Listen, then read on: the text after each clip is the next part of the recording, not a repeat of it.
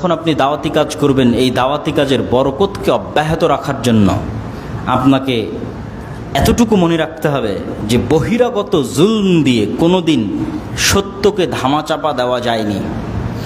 বহিরাগত জুলম দিয়ে কখনো মুসলমানদের ক্ষতি করা যায়নি, কোনো দিন না। অতীতেও কোনো দিন হয়নি, আজও হবে না, ভবিষ্যতেও হবে না। মুসলমানদের সব সময় ক্ষতি হয়েছে তাদের অভ্যন্তরীণ কোন্দল আর দ্বন্দ্বের কারণে। মুসলমানদের সব সময় ক্ষতি হয়েছে তাদের নিজের মারামারির কারণে, নিজের কামড়াকামড়ির কারণে। এই নিজের মারামারি এবং কামড়াকামড়িটা আসে সত্যবাদিতা, ন্যায়পরায়ণতা এবং আমানতদারিতার অভাবের কারণে।